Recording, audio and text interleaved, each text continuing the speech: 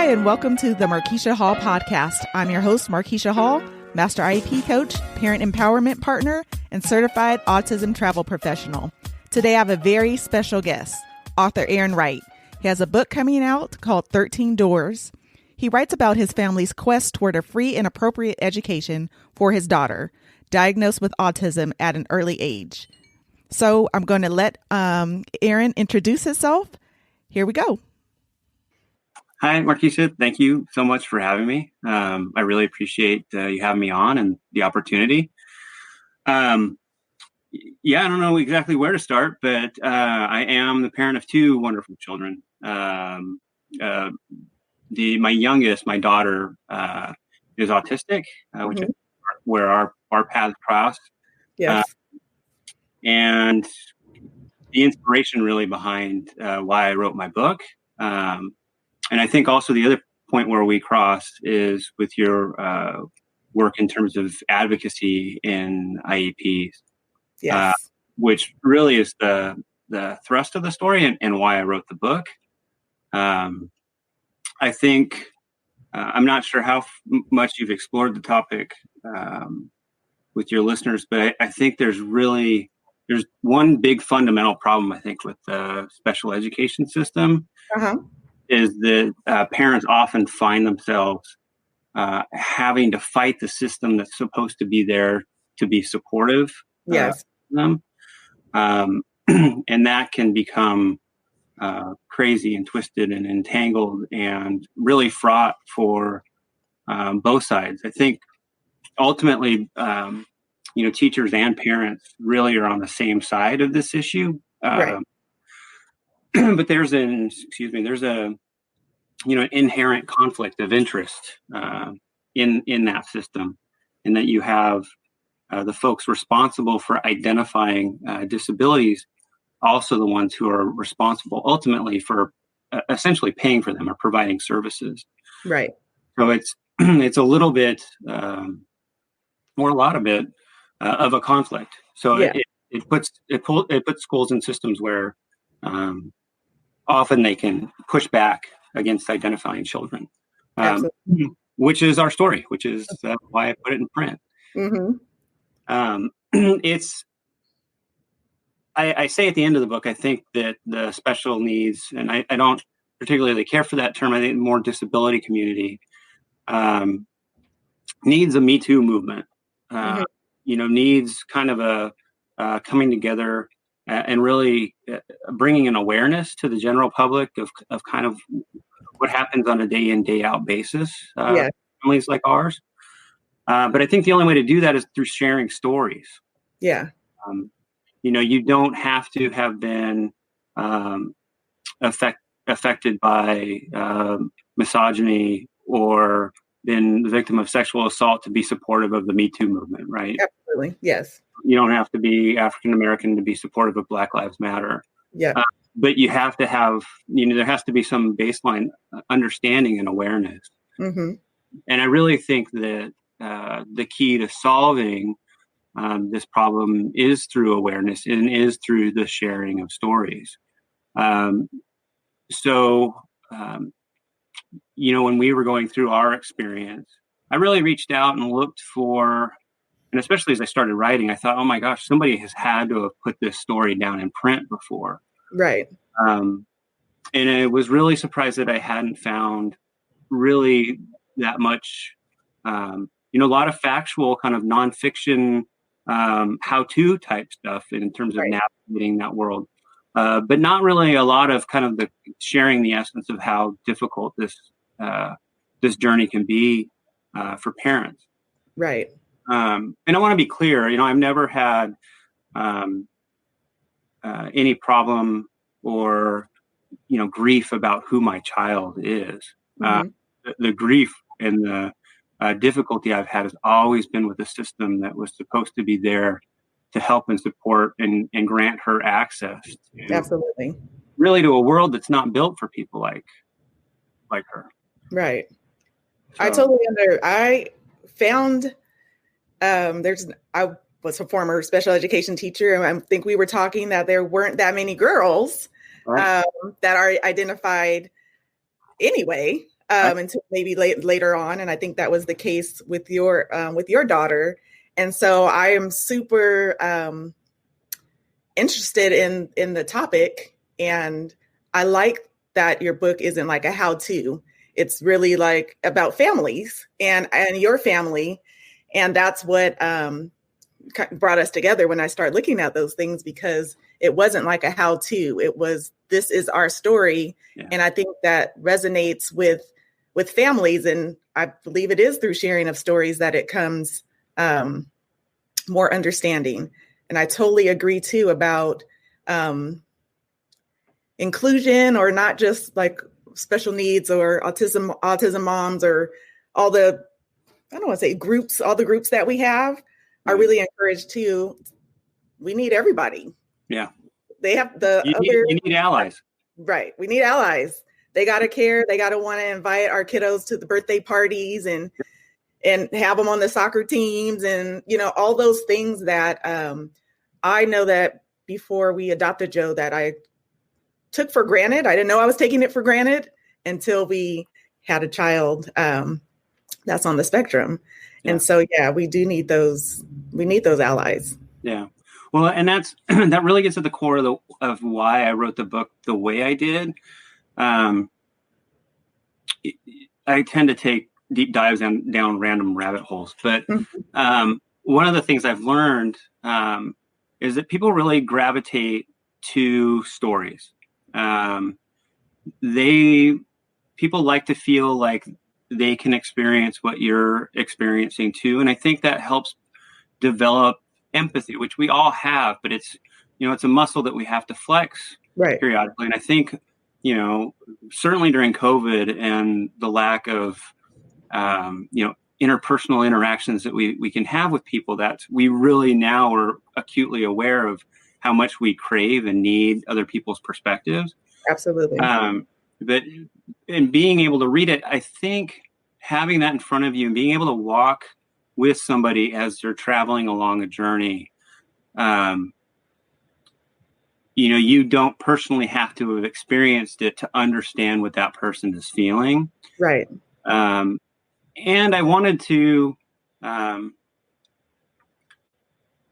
think there are certain perspectives of parents of children with disabilities. You kind of get typecast into certain ways. You're always, some people you're the loudmouth parent that's always in the principal's office, screaming about, something that your child really doesn't need or deserve. Right. And so I really wanted to humanize our experience and give people a window insight into, this was transformative for me. Certainly having a disabled child was not something that I ever consciously thought about before we ever had children. Right. And even after that, I was kind of awakened to that yes, we do in fact have a child with a disability. It still was a progression, that role of parent as an advocate isn't just something that automatically happens. You always kind of have that instinctual, I'm going to protect my child feelings within you. But you really, you've got to educate yourself about how the system works and how to navigate things and how to build relationships. And if those relationships don't work, what kind of steps or means of redress do I have to really help and protect my child and grant them access? So I wanted people to see, our experience obviously was our own unique experience, but I don't think that the experience is uncommon, if that makes any sense, right? Everybody kind of has their own, everybody's kind of got their own flavor of something, but it all kind of fits in the same grouping of experiences that don't really work. Right. When you're facing kind of that system, like I said, that's, designed to really help and protect, but the fatal flaw in that design is that it can equally be used to kind of neglect and deny or push back against. Absolutely. there's when I first started kind of talking about the story with other people, I took deep dives down statistic rabbit holes and looked for hard facts and numbers. I like them just because it's helpful for me to understand processes. But again, that's why I wrote the story as a narrative, not as a kind of nonfiction how-to manual. But in the U.S., the typical special education enrollment is about 13.5%. Okay. So of the entire U.S. student body, 13.5% are on an IEP or have some form of special education enrollment. But the estimates, current estimates, are that about 1 in 5 children have a disability. Right. So you're talking about 7.5% of children really aren't supported. Not having their disability, formally and lawfully supported. Right. And I think the real reason for that is that inherent conflict within the system, where one of the analogies I like to use is that, I'm sure you probably knew or know that your child has a disability before you go to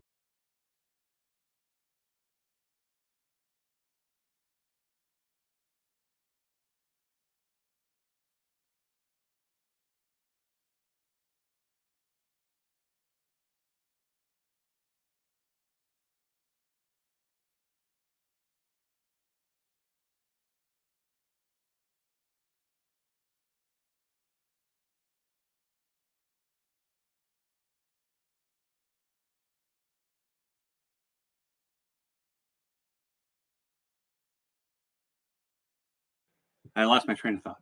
Okay, I'm so sorry. It was going to shut off, and I'm sure my son was in here while I was away this morning. So you were just saying that. Oh yes. So it's the way I describe kind of the inherent conflict in the system is that, imagine if you had a physical disability, right? That you required a wheelchair for to get around, to be mobile, and that was your way of accessing the world.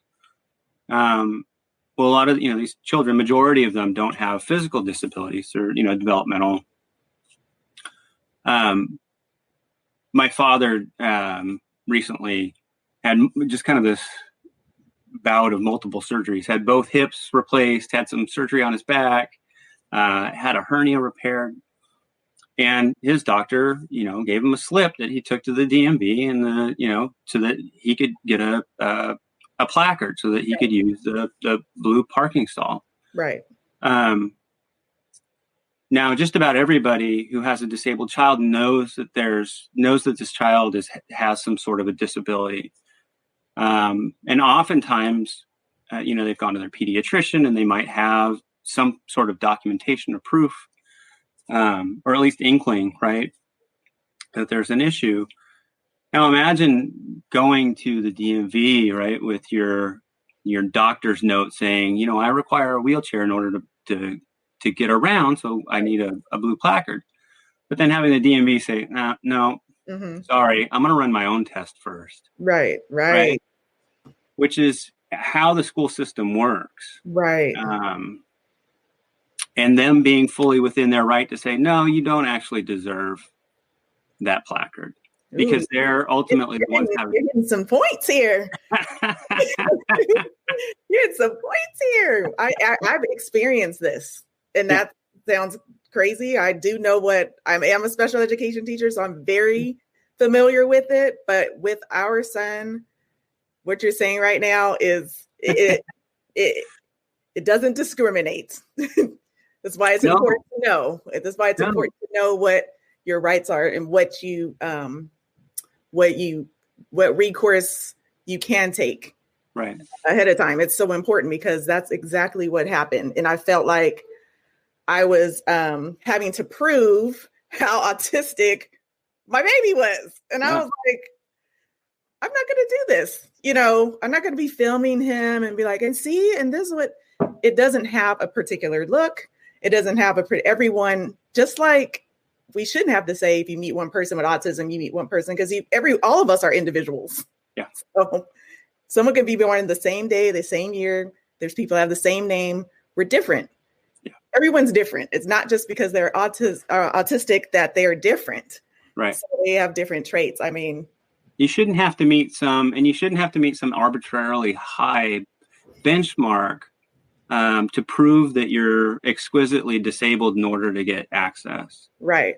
Agreed. Instead of that law or the IDEA being used as a door, which is why I use 13 doors because there are 13 categories of disability under the IDEA. Rather than those being just opened, they're used as roadblocks or used as things that you have to try and get through. Mm-hmm. And it can be incredibly frustrating, and it's not, it doesn't serve anyone other than, someone's financial interests. Mm-hmm. But I do want to make the point, you as a special education teacher, and then you as a parent, you are on the same side. Yeah. I don't know how many times we've had conversations with, whether it's educators or therapists, school-based therapists. I really think that XYZ should be happening, but I just can't. Yes. Right. And there's that restriction placed upon what they think is best practice. Right.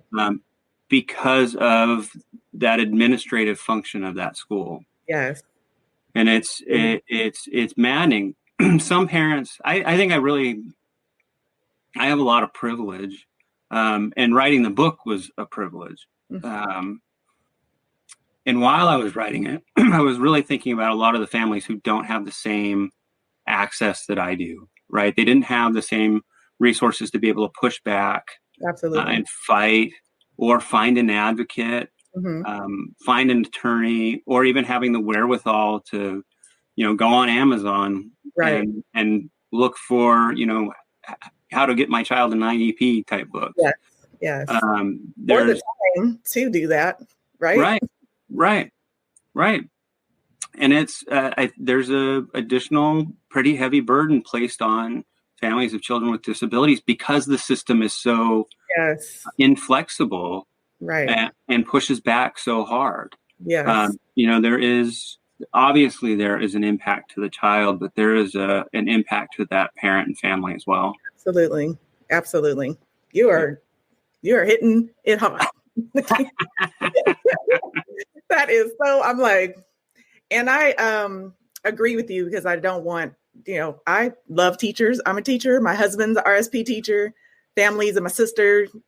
And so it's not, I did feel that when I was in the teaching position, like this should be happening, and I found myself like sneaking info, and I shouldn't have to do that, but it is such a disconnect, and not that the people are disconnected necessarily, but the systems are disconnected, because from the district level and above, everyone who makes those types of laws are so disconnected from what's happening in the classroom.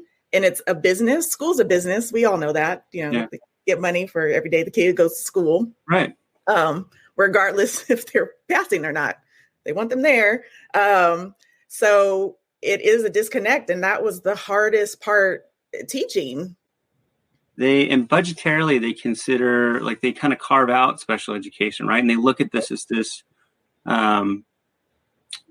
I don't know how many times I've been to board meetings or read board minutes for school districts where they're, talking about the financial drain, right, that special education has on the general fund. And it's such an awful descriptor, because it puts parents and families with disabled children into this, this lesser class. Mm-hmm. And identify them as takers from a system that, if we give your child this, well, we're going to not be able to provide books for Right. all the other general education students. It's just fundamentally, I think how education is funded is severely flawed. Right. And I think all children are struggling within a system that just is archaic and antiquated for sure. Yeah, it is not well. There might be some districts that are well managed, but it's not universal. I think there's a lot of people. Both my parents were in education. I spent at least 3-4 decades apiece in education. My in-laws, same. It's a family rich with educators. And I think within the constraints of that system, they all try, certainly to put the kids first and to do the best thing possible. But if there isn't, financial support, it burns those educators out too. Yeah. Right. Yeah. Special education. The last time I checked, it's like 5-year kind of burnout. That's quick. That's a quick turnover. Kind of where people hit their peak. Right. And that's sad. And I see where it comes from. Yeah. I see. Well, I mean, you go into something like education because you're passionate about it, right? Right. You want to work with children. And then kind of at every turn, the rug's pulled out from under you, right? Your budgets are always being cut. I would be surprised if most teachers, especially special education teachers, are being paid, a living wage. And it's not some lucrative field where, despite what the work environment might be like, you'd be able to kind of absorb some of those bumps and bruises because, because you're able to kind of like, I'm going to the Maldives. Right. Yeah. Right. But you're also not worried. You don't have some sort of other financial insecurity, right? That you're not worried about. Oh, I got to pay rent, or the mortgage is due, or how am I going to pay for the kids to be able to go to college? Those types of things. So all of that stuff is kind of sitting in the back of your mind. I think as an educator, like at some point, I do need to be able to provide for my own family and worry about their future. Right. So it's very sad what's happened to the system. But I think really kind of the thrust of why I wanted to put the story out, though, was to give people a slice, so that I think that there's been a lot of good things that have come out of bad things, right? Like like I said, the Me Too movement or Black Lives Matter, like that raising awareness, I think has helped buoy a lot of stuff. So I'm not willing to give up on public education or special education. Absolutely not. But I really think that the way that this problem gets addressed is by getting it out there and amplifying stories. So if it's my story, great. Or if through what I've done, I can give a platform to other people to be able to share their stories. I think the more people learn, the more people are aware, the more allies and support. And really, those allies and that support is what ultimately will drive. At the end of the book, I quote Tip O'Neill, who's the former Speaker of the House back when Ronald Reagan was president. And I'm not sure if the quote is actually his or not, but it typically gets attributed to him, that all politics are local. Okay. So if there is community pressure to change, most school districts are kind of governed by a board of trustees. So there's the district itself, but then the community oversight is typically done by an elected board. Right. And if you don't apply political pressure to them, you're typically what you want to have happen won't necessarily. And people who have other sorts of privilege will have the opportunity to kind of politically direct those trustees to guide what happens. So a good example would be, my story. takes place in Davis, California, which is, for those of you listening who may not know, is a university town. So there's University of California has schools all over the state, right? Berkeley, LA, and Davis is one of them. And it's kind of a sleepy, small, people kind of refer to it as like a bedroom community. It's about 15 minutes west of Sacramento, which is the state capital. So you get a lot of political influence in the area, but it is heavily sold to young families that this is a great place to raise your kids because the public schools are so great. You don't have to worry that the public schools are bad and that you've got to send your kid to a private school. You live in Davis, it's this panacea, right? We have this wonderful, supportive public education system. Well, what happens is that you end up with people who want what they want for their child, and they end up in positions of power. So they end up in roles either in the schools themselves or as members of that school board, and they have political influence and influence over what the schools tend to spend money on. Right. So there's a very strong and very robust gifted program in Davis. Yet there's a very small and very weak and very underfunded special education program in Davis. And a lot of that is driven by the community political pressure that, we want to have our children really exceed in our public schools. And these are supposed to be this bright, shining crown jewel of the town. And it's something that parents can point to. It's something that, real estate agents can point to. Right. It's going to help my property values. But they have the time to be able to lobby effectively that school board. So I'm kind of a long-winded way of saying this, but if we band all of our stories together, right, and that we kind of help everyone realize that, yes, we've all kind of had these awful experiences, but and as unique as each one is, really, if you look at them in aggregate, it is not a unique story. We too have a large political block that can influence, that political pressure in your town, with your school board, with your school district. Right. Like I said earlier, the statistics I was quoting, even if you just took the amount of children enrolled in special education, which hovers a little bit around 13, 14%, that's still a pretty significant population in your town. And then when you add in the other children that are disabled but not identified as being in special education, right, that's 1 in 5 children. That's a lot of people. And if your child is being underserved, your voice deserves to be heard, and it should be heard. Absolutely. So, like I said, if we can kind of band these stories together and bring a political will, kind of build a grassroots, our own kind of Me Too movement or kind of right to belong movement is right. How I'm choosing to brand this, move it forward and, get that political interest of those people in power to be able to change the system. Things aren't going to be 100% perfect, but we can start making incremental progress. I am on board with that on both sides, for sure, because I think another issue was when we're talking about championing this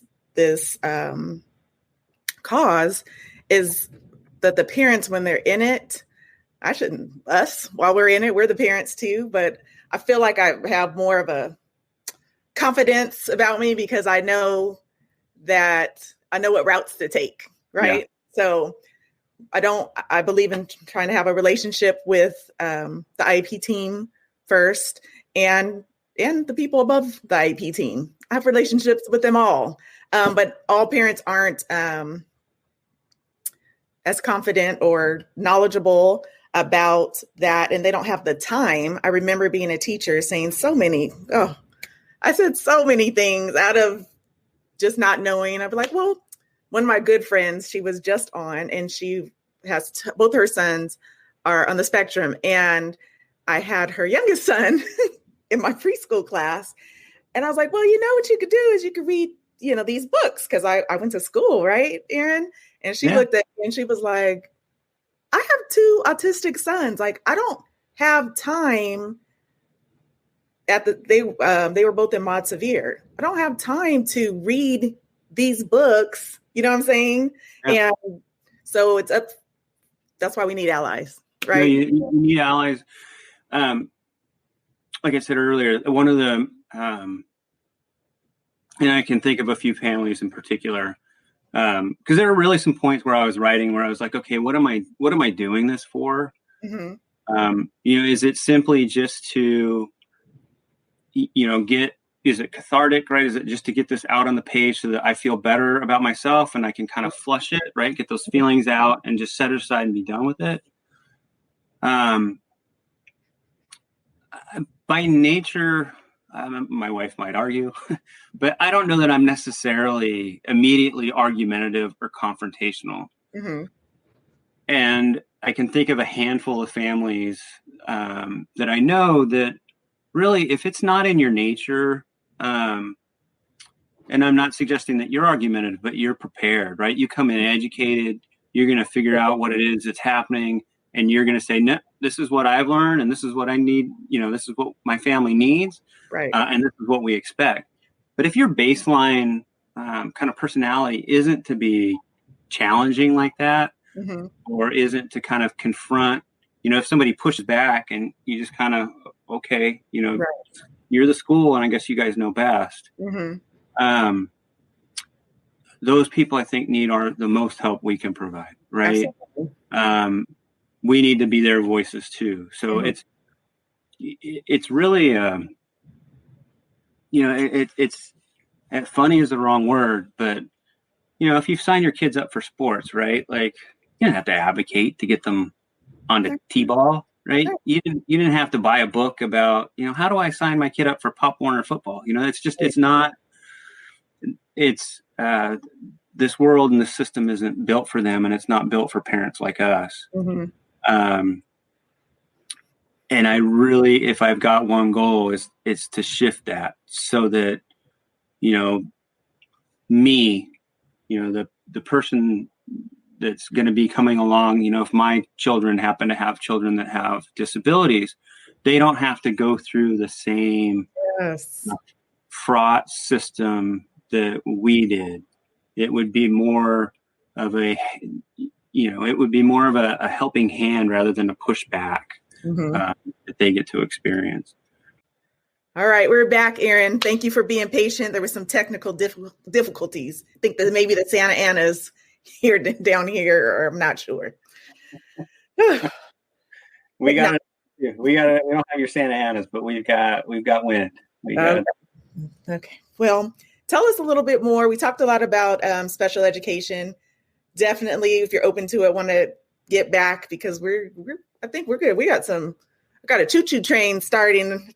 Thoughts that you touched on that I've thought about for a long time. So I want to hear a little bit more about your family, though. Also, tell us about the Wrights.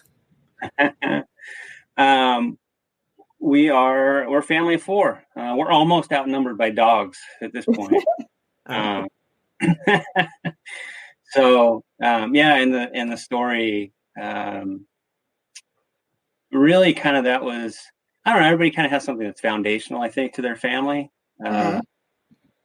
And for us, I open it up with really what was our first home. I mean, we had owned before, but the move for us to Davis was, that first house, right? Which I think kind of is a special milestone in a family's history.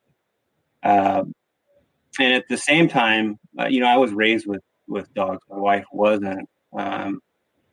And we wanted to, make the house a home, right? And a dog does that. Yes.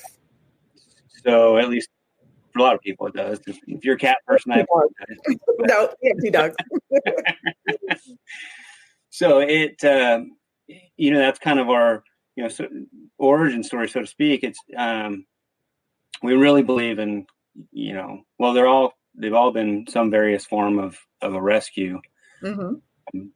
But it's kind of, who, is part of who we are as a family. And that's, as Daisy, our first, grew older and ultimately passed, you're trying to fill that hole, I guess, somehow. And that's kind of mutated into now three of them here in this house, which can get a little crazy at times. Right.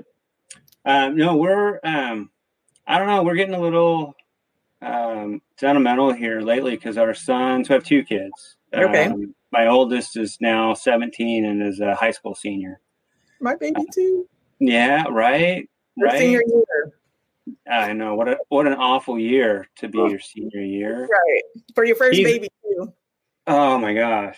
So many things that, he's missing out. And I don't know, my son's a runner, and to miss out on the cross country season and then probably to miss out on a big chunk, if not all, of the track season has been rough on him. That, and, he too is like, I need to go to class. I need to go to school. I need to see my friends. Right. That's been rough. My daughter just turned 15. So she's starting, well, this is her freshman year. It's been a virtual freshman year. I'm not trying to copy you, but I have a freshman also. Yeah. There you go. So it's been, we've got, it's crazy. We're at opposite ends of the high school spectrum. Right. And they've each kind of got their own different perspectives, but it's been an interesting year. We've moved, as the story is, it's a true story in the book, obviously, but because of circumstances, we ended up moving back to the Bay Area where my wife's family is from. But that was driven by school access accommodation. So, I think we had a pretty normal, I'll put this in quotes, normal first child experience, right? You don't know, you have no idea what you're doing, right? As a parent, right? You're just happy that they're alive and doing whatever they do, and you don't know what you don't know. You don't know what you're supposed to be worried about, but they just kind of do what they're doing, and they progress, right? And they eventually, grow into a teenager that's talking back to you, and right. So that's like the kind of typical trajectory. And then our daughter, our second, when those things just didn't start happening, like, when did Ryan start crawling, or when did he start walking, or when was he rolling over? And then to have that reinforced with those, those pediatrician visits, right, where they're checking all of those developmental milestones. Right. So I think we knew pretty early on that there was definitely some differences. Originally, there was the concern that there might be something kind of medically or organically wrong. In retrospect, I think it was a not scary necessarily time, but a time of concern, I think, for most of the family, kind of not knowing what was going on.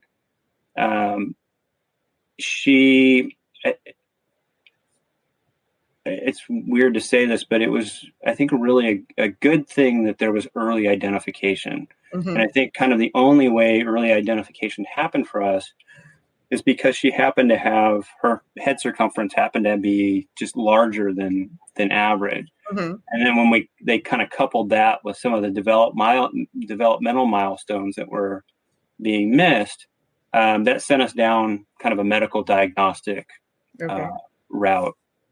And that really got us to a place where early on, we were like, okay, let's make sure that she doesn't have a tumor. Let's make sure that she doesn't have hydrocephalus. And once you kind of remove those big, scary things off your list, you're like, okay, well, all right. So what kind of help does she need? Right. And we we're lucky early on to kind of serendipitously bump into someone who works in those early, in that kind of early intervention world, and set us on the right track. We also, fortunately happened to know, just purely through random friendships, knowing other families that had kind of marched down this path a few years ahead of us. So it kind of back to my earlier thing, why it's so important that we share stories, right? Well, it's about to do that too. Yeah. Right. Because it helps build that awareness even in folks that don't know that this is going to be their path. Right. Ultimately. And I got to say, we started early intervention services around 10 or 11 months with my daughter. And we were happy. We were thankful. It was seemed to be the right thing. It seemed to be a way of helping her access the world that we as parents, weren't really capable of figuring out or providing for her. But then that shift comes, right? So those early intervention services, at least in California, or in our neck of the woods, was covered by our regional center, which is right. And that's essentially kind of county based. Right. And that was fine. There was never any sort of pushback. There was always some evaluations, and, if you're missing milestones, great, we check the boxes, and, these are the services that we would provide to you. Great. But then at age 3, right, that transitions. Yes. And that transitions to the responsibility of the school district. Yep. And we kind of known enough people that had, experienced that that transition point, and it had been from, folks receiving really intensive, many more services than we were in those early intervention years, and then this in an immediate, abrupt end. Yes, it's over. No, we don't see the educational impact. Right. There has to be some sort of educational impact in order to continue to maintain these services. So we had a very brief interaction around that age 3, and we knew we didn't want to necessarily subject her to the trauma of all that testing, knowing that the ultimate outcome would be that they were going to remove or not, provide any services. So thankfully, we were in a position where we were able to maintain them through the regional center until we hit age 5, when we entered kindergarten. And then really, it would have been criminal for us not to, advocate and pursue. But I actually think that if there were a way for those regional centers, that early intervention services, to maintain that through age 5, right, I believe it would help build kind of a foundational kind of case report, so to speak, or enough evidence that by the time you hit kindergarten and were presenting schools with the amount of information that you then had, it would be more substantial, and it would be harder to refute, and it would be easier to obtain services. Age 3 is typically pretty tough, right? Because there's a lot of variation, and it's they're still really, really young. There's a lot of development that happens between brain development that would happen between 3 and 5. Those are critical intervention years, right? That the brain is still growing and still forming synapses, and if you can help them learn access and accommodation in that time, you're really doing those kids and those families a service. It falls with California's First 5 initiative, right? Like the first 5 years are critical. So we ran into a roadblock pretty quickly at age 5 when we approached the school. We had this whole, I've still got them, bankers boxes full of assessments, reports, you name it. And were dismissed out of hand. not necessarily just a dismissal, but an active pushback, an active fight, just to get our foot in the door. Right. And that was, for me personally, and I think for the family, if you're asking kind of generally how we function as a family, I think really that was a breaking point for us, or a step in our own kind of evolution as a family, because it was really that point where, and so many families with disabled children have to do this, you have to, at the same time, point to what's quote unquote wrong with your child, right? But then you are still their parent, and you're still tasked with maintaining their humanity.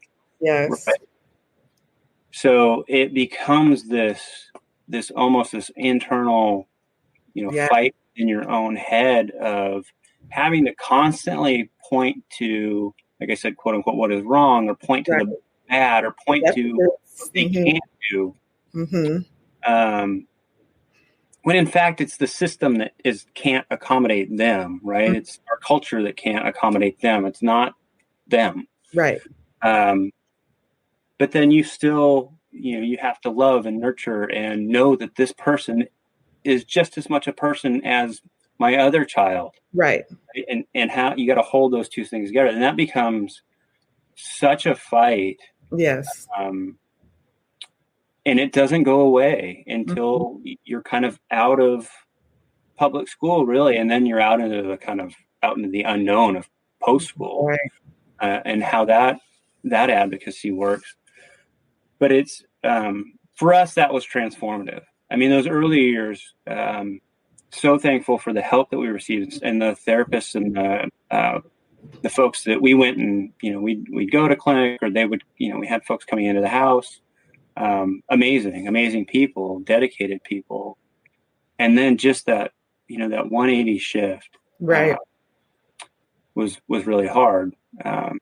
I mean, that's kind of the arc really of the story, is that ultimately of the book is what does that do to people? How do you, when I just getting ready for publication, I sat down and reread the book, just going through, line by line, and you're, looking for errors and whatnot. And I got done with it. It had been a while since I'd actually read it, and it was refreshing in the sense that I read it and I thought, you know what, I'm not the same person I was when I wrote it. Because as I was a large chunk of when I was writing it, we were in the throes of things, and we were in the thick of it. And it was eye-opening, right? I really had become different. Right. And not necessarily in good ways, right? You become changed. To be able to now, I mean, we're in a really good place, both developmentally and in the education system that we're in now. And so being able to step back and kind of take a deep breath and reassess things, it's been eye-opening. I think you're right about going back to the areas of 3 to 5. That was the age that I taught. And like I said, I taught what is mod severe preschool. So when they came in my class, they pretty much had no language, no sign language, vocal, pretty much none. And by the time they were 5, there was so much growth. I mean, so much growth. Not that everyone was speaking, but they were able to communicate in different ways. It was just, it blew my mind, really. And so it is kind of abrupt to, even in a neurotypical child, 3 is just so young. They're still, it's very young. So that, to stop the services that they were getting at early intervention, it's very family oriented. The IFSP is family goals and sisters and brother, the whole family, whoever is involved in the play therapy. Then when they come to the home or into the different services, very play based and very family oriented. And then it's like, you're 3 now. Right. And as it should be, right? It should be inclusive, right? It should be about, right? Because yes, you're there to support that child with a disability, but everybody needs to participate in that. And you think about what the family would do with a neurotypical child. Well, I've got that case example in my own home. Mm-hmm. At 3, we had our son in preschool, Mm-hmm. right? Because there's brain development happening, right? And there's the need for social interaction, and there's all this kind of learning and stuff that's happening. Those years are critical, and to have that immediately cut off is a real disservice. The other thing I just want to make sure I touch on, because I think it's really important, is that when you don't support these children, you're affecting more than just the child, and you're affecting more than just their family. Right. So in Davis, and I think in a lot of other school districts, there's a tendency to kind of deny. Mm-hmm. And then at some point you reach a crisis point where the school really then starts to recognize that we can't do anything. We don't have the power or the ability to support this child and accommodate them. And oftentimes they end up sending these kids to other non-public school placements, right? For children, quote unquote, like them. Right. And really it's a different form of segregation. It's taking them out of their own community and placing them elsewhere, which is awful for the kid. Mm-hmm. And that family that has to deal with that logistical nightmare of, well, I live in Davis, but my kid's being sent to school, 45 minutes from here. How am I supposed to make that work? But one of the other arguments I try to use a lot, because I don't think people think about it necessarily, is that as good as it is for that disabled child to be, quote, mainstreamed or given access to the regular classroom and those neurotypical peers, I think it's equally important for those neurotypical peers to have access to that disabled child. Absolutely. Because when your worldview, especially when you're growing and learning, when your worldview includes people that are different than you are, you become much more accepting and much more inclusive, and much more willing to bring those types of people to the table ultimately. And that's why in that long-term consequences, right? So, it would allow you to then think, oh, well, if I'm going to deal with its XYZ issue at work, I need to make sure that I'm bringing this person to the boardroom as well, right? Absolutely. I mean, you've seen it, you see it with women, you see it with people of color. It also needs to include the disability community as well. Absolutely. Inclusion, I totally agree. Like I said, growing up, and I'm sure you growing up, I didn't see that. And I still don't really see it in my children's classrooms until I brought it up when I started teaching special education. And I feel like I'm a changed woman, because once I started teaching, I didn't even know when I got my BA in English and I taught general ed at first. I didn't even know that was, not that I didn't know it was a course, but I wasn't made aware of it. Really, I wasn't exposed to like, this is also an opportunity, special education. It really opened my eyes. And then we were blessed to adopt our son, and that internal struggle is real. Like, I literally feel all kinds of things when his IEP has to come up, because I have to show what he's not doing and then how it's affecting him at least 2 years, behind. And then you feel like, oh my gosh, he learned he learned a few sight words. Oh no, he's going to lose his service if he shows that he, is making growth. So it's, you feel like you can't celebrate,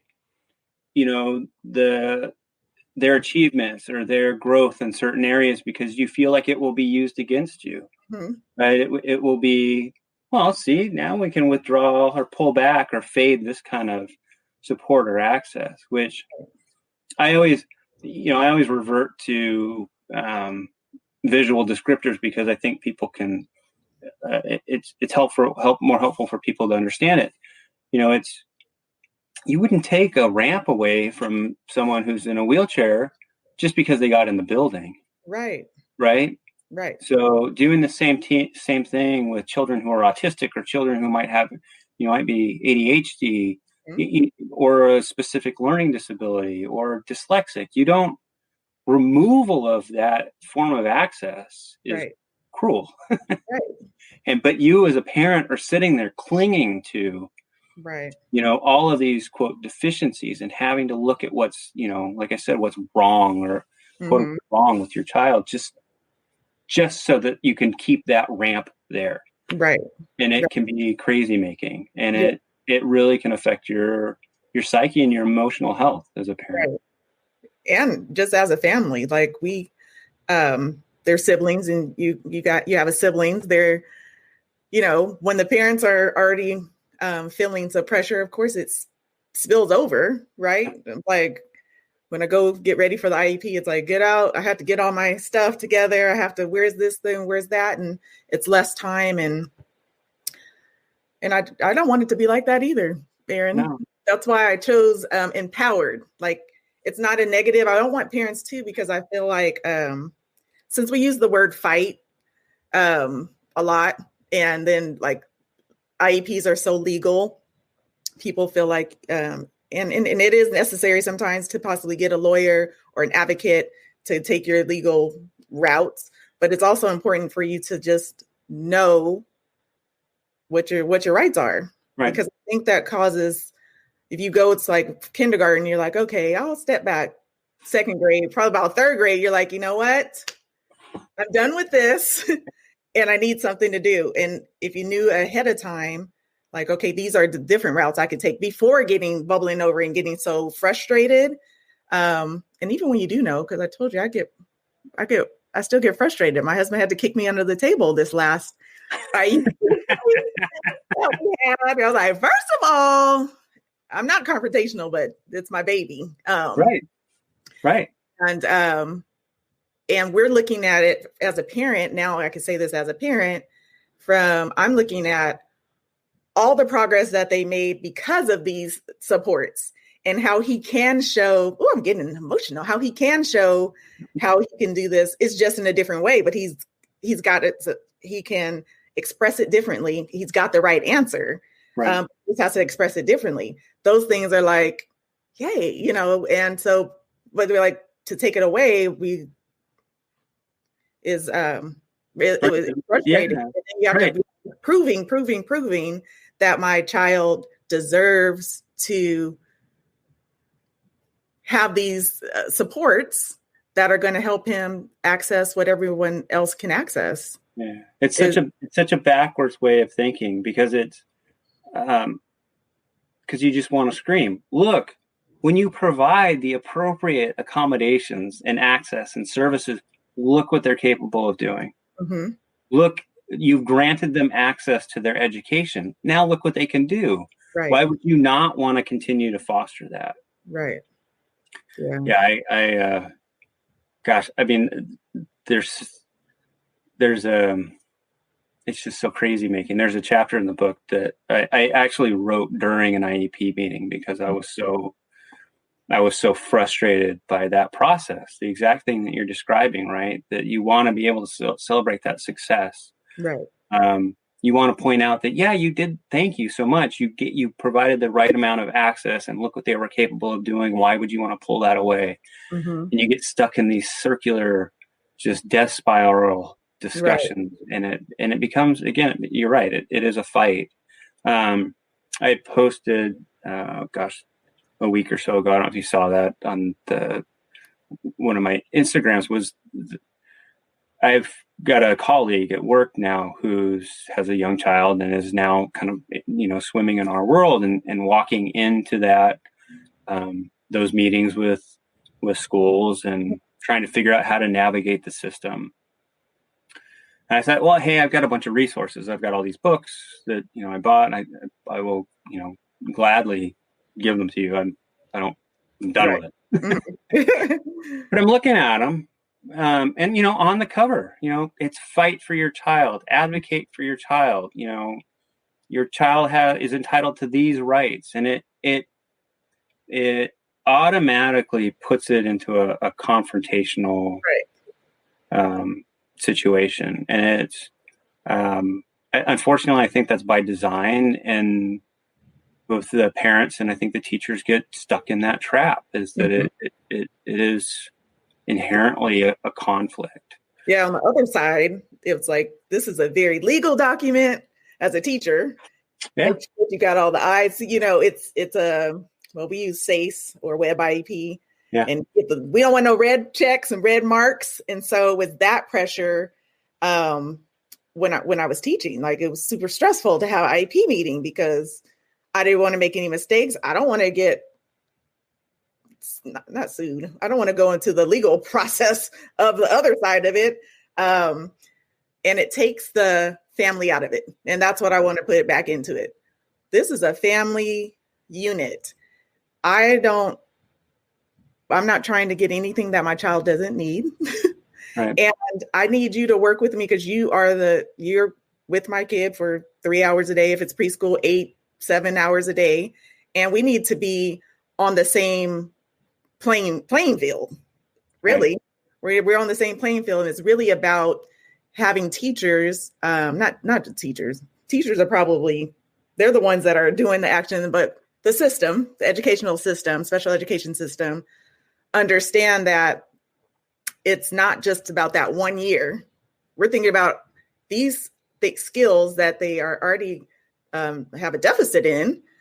We need to start working on them now so we can provide them with the best opportunities for their future.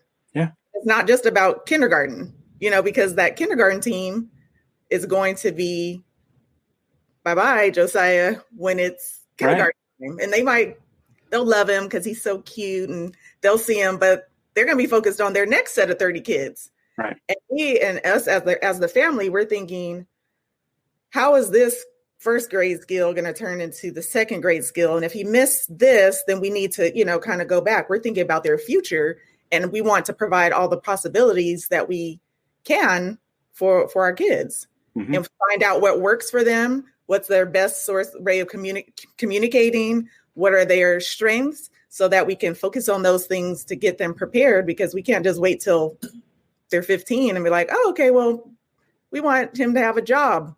Well, how is he going to communicate those if he's not, if he has these other processing? Joe has processing. How's he going to have that? Well, I need to start working on that now so that we can start, okay, well, this isn't working out for him. This works for him. And so I think that that's super important when we're, talking to families and talking to districts. We need to do some district trainings, I think, Aaron. I think we need to hear from that. Well, I know it's about the money, but we got to make our voices a little bit heard, and it's not a negative thing. That's another thing. When you fight for something, you fight for something. It's out of love, and that's the word. The advocacy is out of love for our kids. And it's not a bad thing. It's not a bad thing to know what your rights are and to stand up for them and to speak up. And that's what advocacy is to speak up for someone that can't speak up for themselves. Right. And so it's turned into a legal, we're going to get you kind of thing. But even if you do that 1 year, for that 1 year, it can happen again. And then you can have 3 great years. You have an IEP annually unless your child opts out of special education or they turn 22. Right. So you can have it a good couple of years, and then my friend hit junior high school. She had great all through K through 6th grade, and then 5th grade, then 6th grade here. Roadblock. Right. Yeah. Then she had an advocate for that 1 year, though. And then she 7, 8, then had high school was another roadblock. She's like, I can't, afford to continue to do that every year. And you shouldn't have to educate your child, creating a bill, right? To hire a lawyer to educate your child. No. That sounds crazy. It's not. Well, besides it not being financially sustainable for family, right? I mean, what family, not that there aren't some, but what family really has the financial resources to hire an attorney, retain an attorney, have that attorney at every IEP meeting, have that attorney, submitting billable hours for all of those documents that are being reviewed constantly, right? And we know IEPs are document-based meetings, So, I mean, it's labor intensive and it's not cheap. The other thing I would say too is that once you are branded the parent, that right?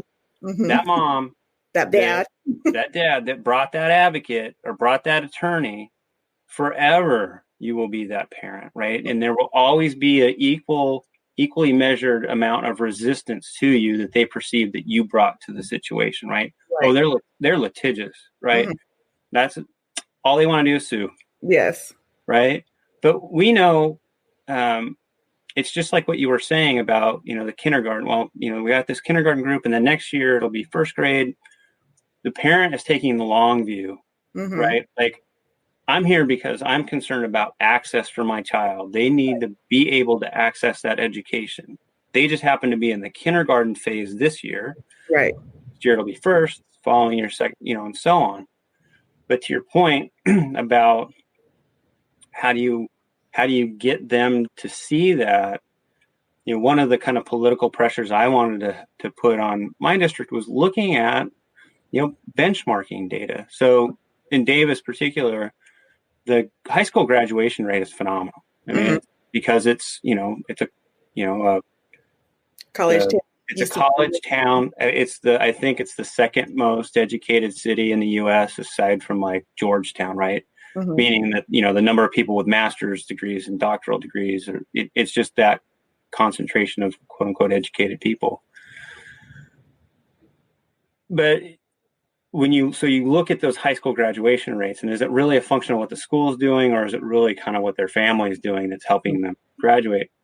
Okay, you could have those discussions and those arguments. But when you look at the children with disabilities and you look at the children who are on IEPs and you look at their graduation rates as comparison to the high school graduation rates of kind of the general neurotypical population, they're drastically lower. And that should be a red flag for anybody in that school district and anybody in that system. So, if people on their own, kind of ethics and morals aren't going to take that as something that they see as a problem, because we know it as parents, right?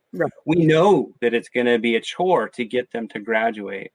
We know that it's going to be going to take an additional effort, that maybe they will finish high school, but maybe they won't meet. So in California, right, you can graduate and meet the UC or CSU requirements at the time of graduation, or you don't, and you just kind of get a high school certificate.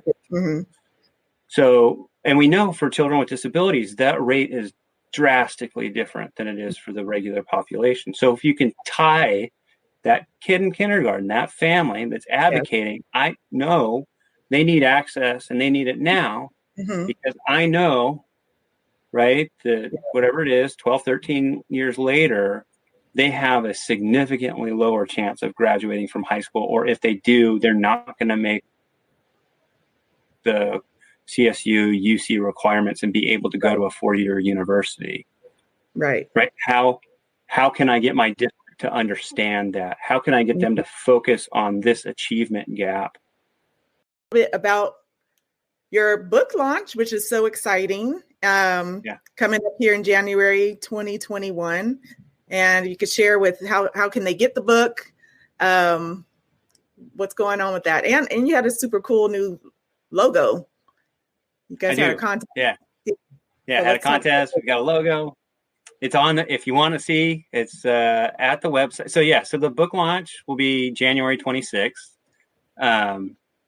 If you want to learn more, I'd love to tell you more. So you can follow me on Instagram if you want for kind of latest and greatest updates, but all sorts of information. And there's actually some freebies on my website. So www.authoraaronwright.com.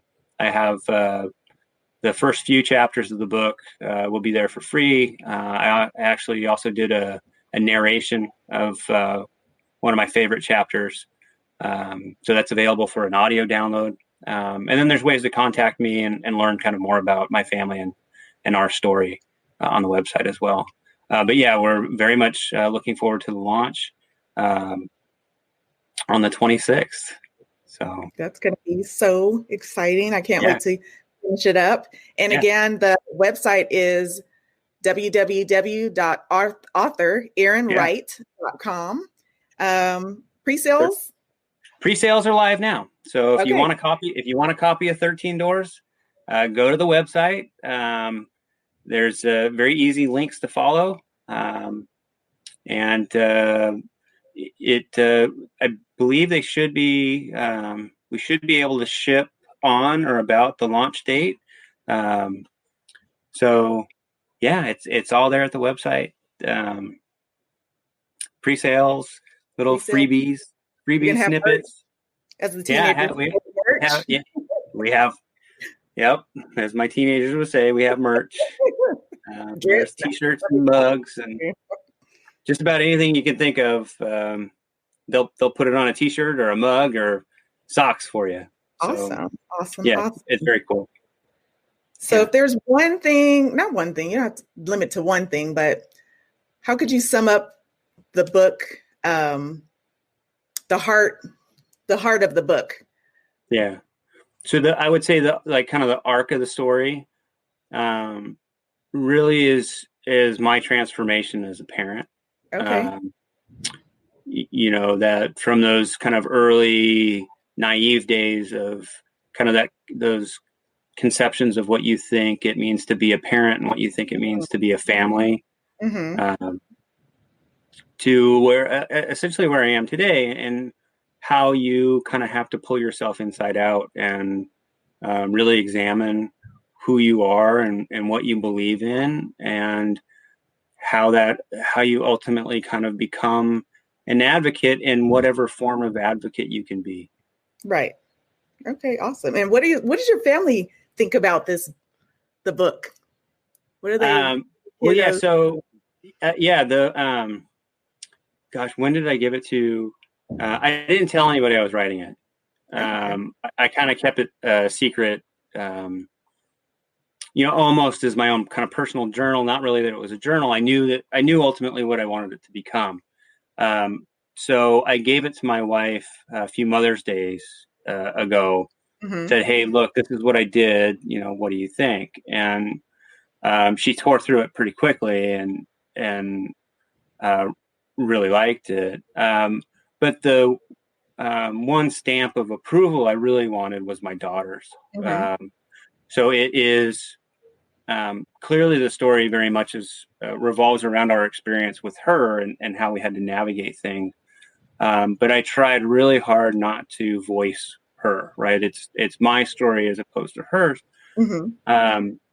and I wanted her to be okay with how that representation came across. So Important. for me, one of my biggest critics. I mean, I've sent it to a lot of people, obviously different readers and different editors, and had various input. But the one I really was concerned the most about was whether or not she thought it was, Yeah.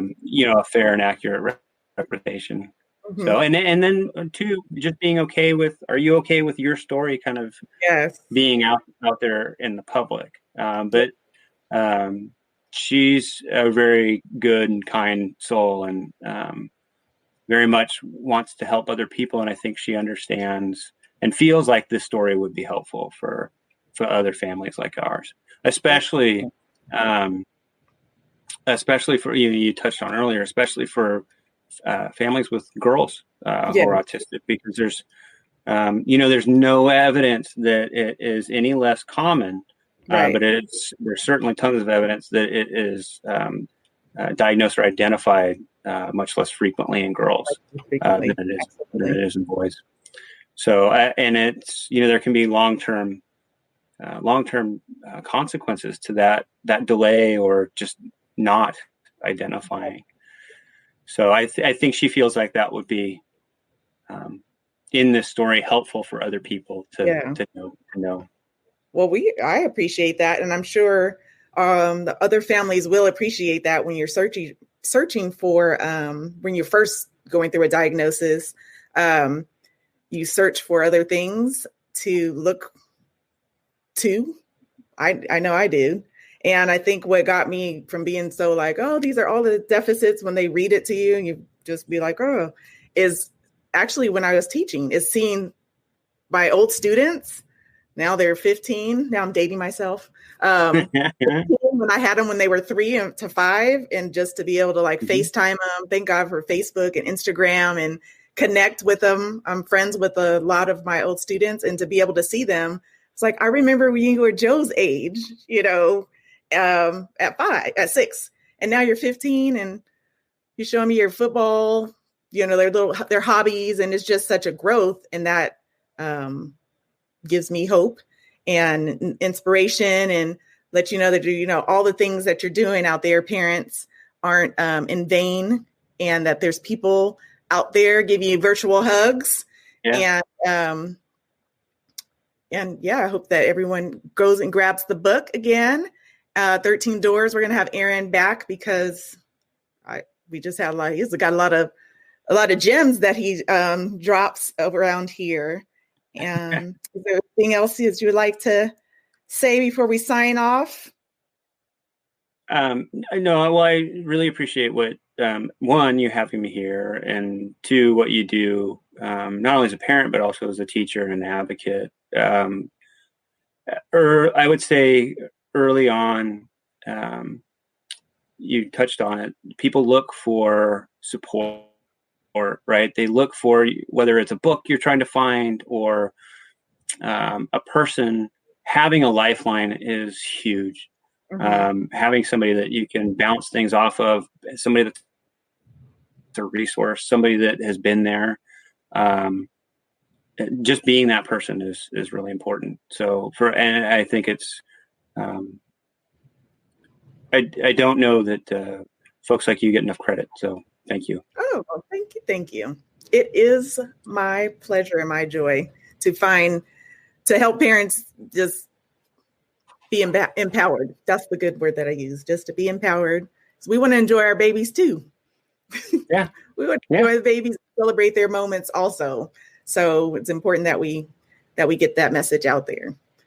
Yeah. Well, thank you once again. I've hogged up lots of your days, but now that I have access to you, I'll be hogging up some more of your your days. It's all good. It's all good stuff. It's all good stuff. So thank you so much for joining me, and I'll talk to you soon. Yeah. Thank you. Thank you guys all so much for taking time to listen to this podcast.